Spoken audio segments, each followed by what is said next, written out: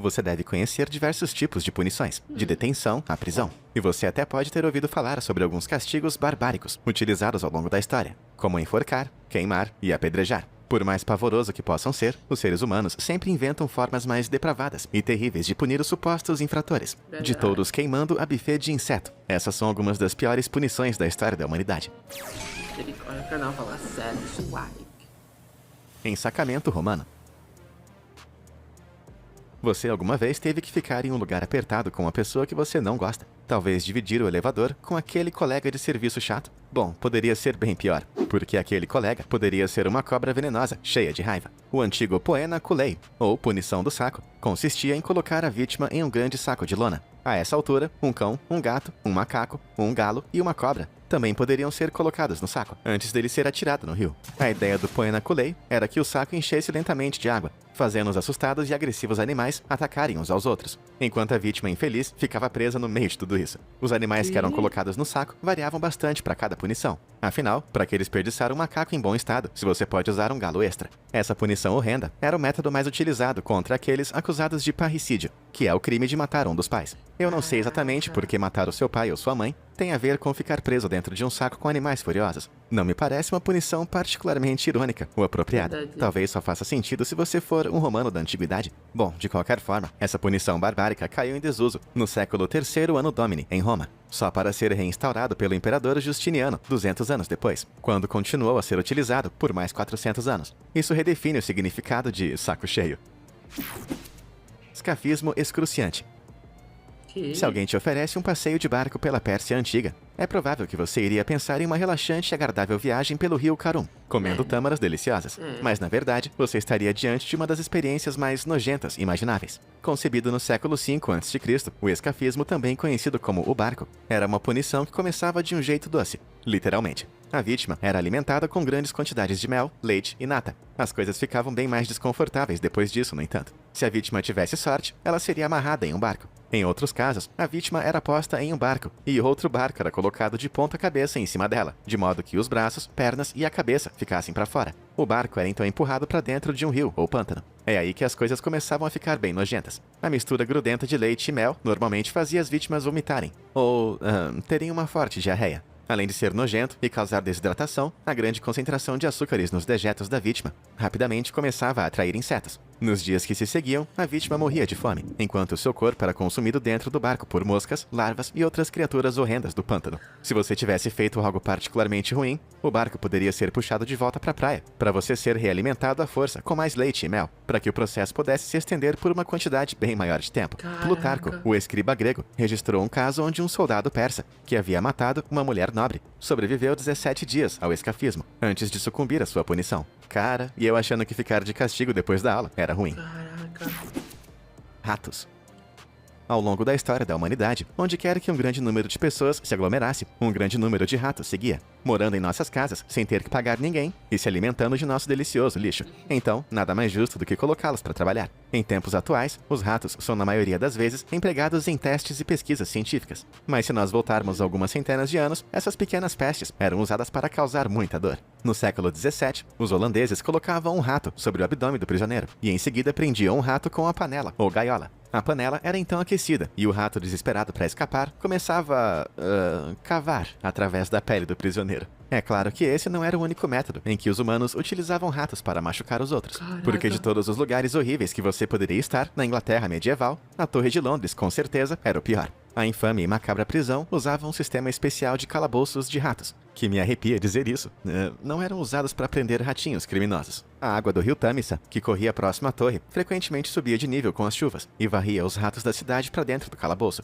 onde eles assustavam e até mordiscavam os prisioneiros acorrentados. Mais ou menos nessa mesma época, na Alemanha, os ratos eram deixados com fome e então colocados em gaiolas, que eram presas ao pescoço da vítima. Aposto que você consegue imaginar o que um amontoado de ratos famintos faria em seguida. Caramba, isso é realmente brutal. Mas entre ser comido vivo por ratos e ser comido vivo por insetos, qual você acha que seria a pior punição? Para ratos, aperte o botão de se inscrever. E para insetos, clique no botão de curtir. E aí, tudo pronto? Maravilha! E agora, para a próxima história de terror.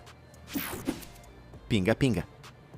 Vamos dar uma pausa nas formas de tortura física e vamos falar um pouco de tortura psicológica. E não estou falando em assistir a nova temporada dos Simpsons. A tortura chinesa com água é uma forma de punição e interrogatório que envolvia imobilizar os braços e as pernas de uma pessoa e colocar um balde cheio de água sobre sua cabeça. O balde tinha um buraquinho, do tamanho de um furo de alfinete no fundo, que gotejava água na vítima em intervalos regulares. A vítima normalmente era posicionada de forma que as gotas acertassem em sua testa, que junto com as pontas dos dedos é uma das áreas mais sensíveis do corpo. Enquanto a princípio pode não parecer tão ruim, isso poderia durar semanas. À medida que a tortura progride, ela se torna mais e mais enlouquecedora, deixando a vítima incapaz de pensar ou se concentrar em qualquer outra coisa que não seja o gotejamento constante. Os pensamentos ficam incoerentes, os outros sentidos começam a desvanecer, até que tudo o que resta é a ritmada sensação de gotinhas pingando. Em alguns casos, eles diziam para a vítima que a água continha veneno, que iria deteriorar a mente, aumentando o sentimento de ansiedade e paranoia. Para dizer a verdade, pode ser que os chineses estejam recebendo crédito indevido como os pioneiros no uso dessa punição, porque ela foi documentada pela primeira vez na Itália.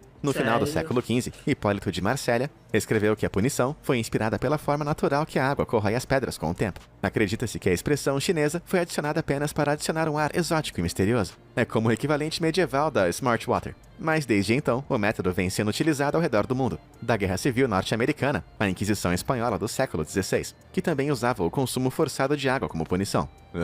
Bom, pelo menos eles não tinham água com gás ainda. Luz branca. Nossa próxima punição é conhecida como tortura branca, ou algumas vezes terror branco, que é precisamente como o dono do rodízio de comida chinesa na minha cidade me chama. Para entender o terror branco, no entanto, precisamos entender primeiro o confinamento na solitária. A solitária é uma forma de punição frequentemente utilizada atualmente contra prisioneiros, que consistem em confiná-los em pequenas celas, privadas de qualquer atividade ou contato humano. Nos Estados Unidos, o confinamento na solitária é usado para repreender comportamentos graves, como incitar brigas, mas também por coisas pequenas, como ter rolos de papel higiênico extra na cela. A maioria das celas solitárias tem apenas 1,80 m por 2,70 m, menor do que um carro popular. E saiba que esse confinamento pode durar dias, semanas ou meses, causando estresse extremo e danos psicológicos. Como os humanos são naturalmente animais sociais, nosso cérebro costuma inventar estímulos falsos quando ele está em privação. Confinamentos em solitária muito extensos costumam causar alucinações, paranoias, depressão, pesadelos, dissociação do corpo e até dores físicas e náuseas. Um interno que ficou confinado na solitária por 23 dias relatou o seguinte: uma noite eu ouvi alguém gritando, parecia distante, até que eu percebi que quem estava gritando era eu. Por mais que seja difícil imaginar, existe uma versão ainda mais extrema do confinamento na solitária, o terror branco. A vítima é colocada dentro de uma sala extremamente branca e muito brilhante. Tudo que tem na sala é branco e não reflexivo, da cama à privada, e até as roupas da vítima. Luzes intensas são posicionadas para eliminar o máximo de sombras possível, fazendo com que a vítima se sinta como se estivesse presa dentro de um vazio branco. Nem mesmo as refeições estão livres da brancura desconcertante, já que elas consistem apenas em arroz branco, servido em um prato branco, que é silenciosamente passado por uma portinhola na porta branca. Essas refeições acontecem em horários aleatórios, então a vítima é incapaz até mesmo de estimar quanto tempo passou desde que ela foi confinada. Dentro da cela branca, é impossível dizer se passaram-se dias ou semanas desde a última interação humana. E o silêncio. Também é outra parte terrível dessa punição. A única forma do prisioneiro se comunicar com os guardas é passando uma folha de papel branco por debaixo da porta. Mas mesmo assim, os guardas são instruídos a usar sapatos acolchoados, que não produzem nenhum som ao andar pelo lado de fora. Os efeitos da sala branca são a total e avassaladora privação de qualquer coisa que não seja a sua própria mente, que vai deteriorar bem rápido. Apenas 15 minutos na sala branca podem causar sentimentos de paranoia e anedonia, que é a incapacidade de sentir felicidade. A tortura branca foi supostamente inventada pela CIA nos anos 70, para ser utilizada contra Vietcongs. Mas o terror branco ainda é usado hoje em dia no Irã, onde um dos detentos disse: depois de 3 dias, eu queria palavras, qualquer coisa, um xingamento, até um interrogatório. Levando em conta que eu não consigo ficar nem 5 minutos sem olhar meu telefone, me assusta só de pensar o quão rápido eu ficaria louco nesse lugar. Punição de dar pena. Se você já assistiu alguns desenhos mais antigos, já deve ter visto a técnica de cobrir alguém com alcatrão e penas. Essa punição antiquada consistia em encharcar a vítima em alcatrão quente e, em seguida, despejar um saco de penas em cima, fazendo a pessoa ficar parecendo um frango gigante. Essa punição obscura foi utilizada a partir do século XII pelos capitães do mar para castigar ladrões da Marinha Britânica. Séculos depois, em 1760, a técnica foi redescoberta por colonos norte-americanos e se tornou uma espécie de justiça popular, normalmente usada contra pessoas que simplesmente fizessem algo considerado ofensivo à sociedade. Mas ao contrário da maioria das punições que mostramos aqui, o objetivo dessa punição não era tirar a vida da pessoa. e sim machucá-la e humilhá-la. Normalmente, o alcatrão de pinho era usado por conta de seu ponto de derretimento relativamente baixo, cerca de 54 graus Celsius. Por isso ele fica maleável e pegajoso, muito antes que fique mortalmente quente, embora ainda quente o bastante para causar queimaduras e bolhas. Essas bolhas ainda tinham uma chance de serem infectadas, causando problemas mais sérios em longo prazo, mas também serviam como um indicador de que a pessoa havia sido castigada, mesmo depois das penas terem sido removidas. A punição geralmente era executada em um fórum público, antes da vítima ter que desfilar pelas ruas da cidade, sendo ridicularizada pelos espectadores. O objetivo dessa punição era descredibilizar, humilhar e causar dor. E embora a prática tenha saído de moda, com a imposição de punições oficiais pelo Estado, acontece que acabar com a justiça popular não é tão fácil assim. Nos Estados Unidos, há relatos de homens que se recusaram a servir na Primeira Guerra, que foram cobertos de alcatrão e penas nas ruas. Essa punição barbárica foi utilizada até na Irlanda em 2007, quando um traficante de substâncias ilícitas foi amarrado a um poste, e então coberto de alcatrão e penas por justiceiros locais. Acho bom você não mexer com esses caras. Eu não quero andar por aí parecendo a minha sogra. Um elefante nunca esquece.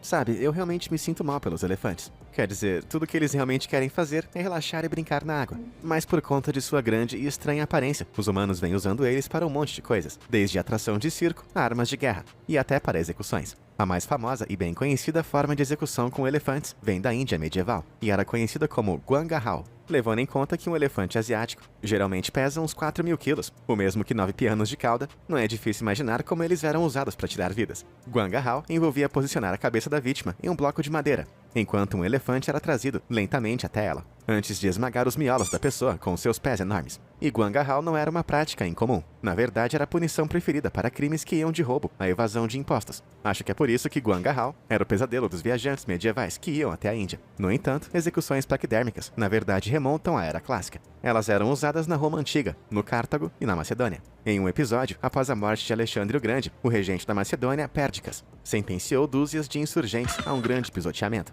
E por mais que esse método de esmagamento fosse bem eficiente e devastador, também havia outras opções. Formas mais criativas de punição por paquidermes ao redor do mundo incluíam o método tailandês, em que os elefantes arremessavam suas vítimas como bonecas de pano com suas poderosas trombas, enquanto no Sri Lanka elas eram apenas destroçadas pelas grandes presas de marfim. O viajante marroquino Ibn Battuta escreveu sobre uma execução por Guangahao, em que os elefantes tinham objetos afiados presos em seus pés e trombas para auxiliar na execução, o que para mim parece um pouco de exagero, de verdade. Churrasco do inferno. Se você já teve que usar o transporte público em um dia quente, acho que você vai entender como é nossa próxima punição. Um rei chamado Falaris governou a Sicília entre 565 e 550 a.C., aproximadamente, e era famoso por suas tendências bem cruéis, e potencialmente até mesmo canibalista. A história conta que ele queria criar um novo e nauseante dispositivo de tortura, e para isso ele contratou o único cara na cidade mais zoado da cabeça do que ele próprio, um inventor chamado Péricles, que criou o touro de bronze. Como o nome sugere, o dispositivo era uma estátua de um grande touro de bronze, mais oco no interior. A vítima era colocada dentro da estátua escura e apertada, antes que uma fogueira fosse acesa debaixo dela. A estátua aquecia lentamente, e a vítima era cozinhada viva lá dentro. Agora, se isso não for o bastante para você perceber que Péricles era um grandíssimo sádico, eu tenho que adicionar o fato de que as narinas do touro eram conectadas com o interior da estátua. Ou seja, conforme as vítimas agonizavam, seus gritos iriam reverberar para fora da estátua, imitando o som de um touro raivoso. Até mesmo Falaris, o infame rei tirano e cruel, deu uma olhada no touro de bronze e disse: cara, acho que isso é bem zoado, irmão. E como punição por ter feito basicamente o que foi mandado, Falaris prendeu Péricles dentro de sua própria criação e acendeu uma fogueira embaixo. Depois de dar boas risadas, Péricles foi liberado, aparentemente assegurando que tudo não passou de uma brincadeira inofensiva. Mas depois, Falaris mudou de ideia mais uma vez, e então ordenou que Péricles fosse atirado de um penhasco. Mas que pessoa indecisa! E de acordo com alguns registros, Falaris acabou sendo queimado vivo, precisamente no mesmo touro de bronze que ele havia encomendado, durante uma rebelião. Caramba, então que sirva de lição para todos que estão assistindo. Se você criar uma forma de execução muito perversa, não se surpreenda se ela se voltar contra você. Cozido de gente.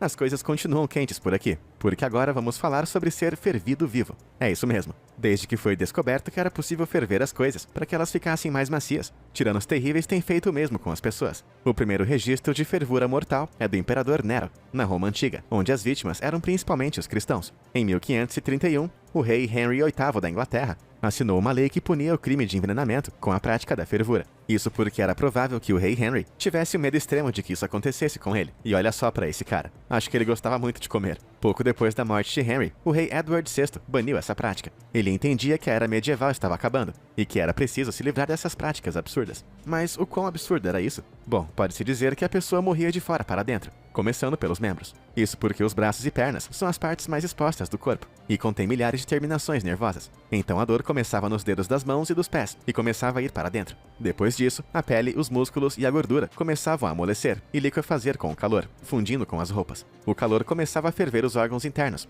enquanto derretia a pele por fora. Era provável que a vítima também ficasse cega bem rápido e ficasse se debatendo no escuro. Se a pessoa fosse mergulhada em uma água que já estava fervendo, o cérebro podia ferver dentro do crânio bem rapidamente, o que era estranhamente piedoso. Mas se você é colocado em um líquido que está lentamente sendo aquecido, seu corpo vai tentar se ajustar à temperatura, o que torna as coisas realmente demoradas, fazendo com que a morte seja bem lenta e agonizante. Dependendo da experiência do carrasco sobre o assunto, a experiência poderia durar minutos ou até horas, com a vítima consciente a maior parte do tempo.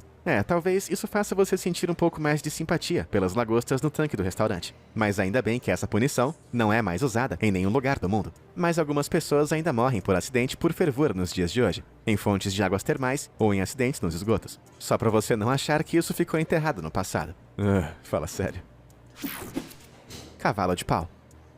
Aqui vai um fato que pode ser um pouco reconfortante. Acontece que muitos dos objetos de tortura assustadores da Idade Média são falsos. Museus desonestos e trapaceiros começaram a criar geringonças absurdas no século XVIII, que rapidamente povoaram a imaginação do público. Isso significa que objetos dignos de pesadelos, como a donzela de ferro e a pera da agonia, na verdade eram mais enfeites do que objetos efetivos de tortura. E aí, se acalmou agora? Que bom, porque o próximo objeto é terrível e muito real. Eu lhe apresento o cavalo de madeira, também conhecido como cavalo holandês, ou burro espanhol. Se os nomes internacionais já não foram uma dica, o cavalo de madeira era um dispositivo de punição muito popular em toda a Europa medieval. O aparelho consiste de uma viga de madeira quadrada, sustentada por várias pernas de suporte. Uma das quinas da viga fica para cima, e a vítima desafortunada era forçada a montar nessa viga. As quinas desconfortáveis se entranhavam na virilha e nas laterais das pernas das vítimas, e em alguns casos, pesos eram amarrados à vítima, puxando ela ainda mais para baixo. As quinas de madeira podiam ser bem afiadas, mas isso não fazia muita diferença, já que as vítimas eram forçadas a montar no cavalo por horas ou até dias seguidos.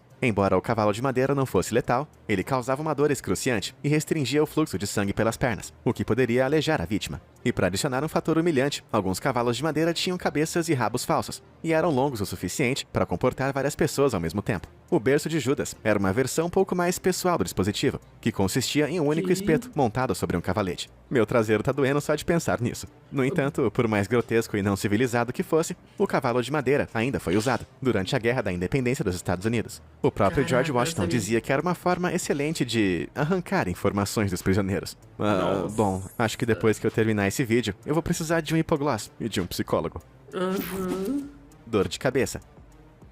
A nossa próxima história é sobre iconoclastia. E não, essa não é uma banda de metal feita pelos ícones da sua área de trabalho. Iconoclastia é a destruição de ídolos, textos e monumentos religiosos, e que mais ou menos no ano 720 varreu o Império Bizantino. Acreditava-se que o segundo mandamento bíblico proibia expressamente a adoração de imagens e ídolos. E essa ideologia persiste em certo grau até hoje, no judaísmo e no islamismo, que são duas das 3 religiões abraâmicas. Naquela época, no entanto, nem todo bom cristão temente a Deus concordava com a iconoclastia. Acontece que vários cristãos do século IX gostavam de suas pinturas religiosas, ídolos e textos. Os irmãos Teófanes e Teodoro eram anti-iconoclastas, que não tinham medo de botar a boca no trombone. E eles eram tão corajosos que até marcaram uma audiência com o imperador Leão V, por volta dos anos 810, pedindo gentilmente que ele não se metesse em assuntos eclesiásticos. Por incrível que pareça, ele reagiu muito bem para o imperador evangélico e sentenciou os irmãos para o exílio em uma pequena ilha. Quando Leão foi assassinado em 820 e os irmãos reconquistaram sua liberdade, não demorou muito para que eles se colocassem diante de um novo imperador, Teófilo,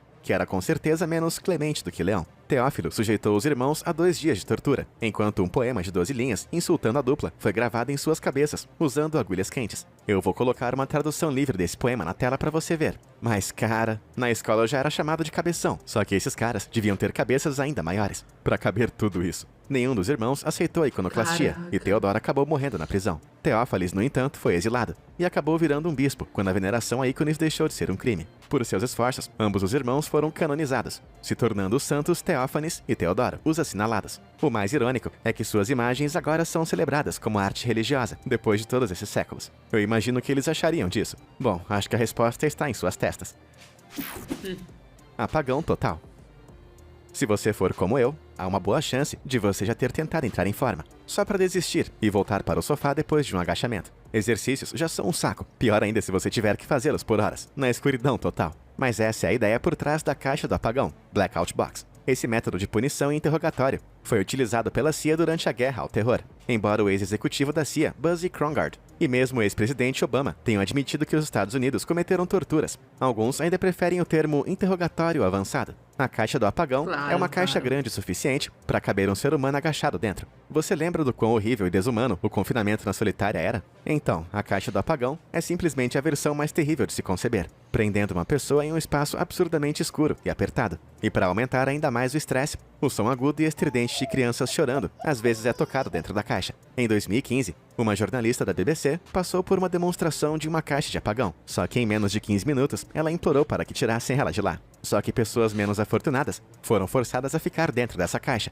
que tem menos de 55 centímetros de largura por 75 de altura e profundidade, o que é menor do que algumas casinhas de cachorro. Desenhos assombrosos ilustram a tortura. Alguns prisioneiros tiveram que passar até 250 horas na caixa. Isso é mais do que 10 dias. Em uma situação particularmente perversa, os carrascos descobriram que a vítima tinha pavor de insetos. Então eles jogaram baratas vivas dentro da caixa do apagão, enquanto ele estava lá dentro, deixando que elas percorressem o seu corpo por horas. Eu achei que nunca diria isso, mas de repente ser fervido vivo não parece mais tão ruim assim.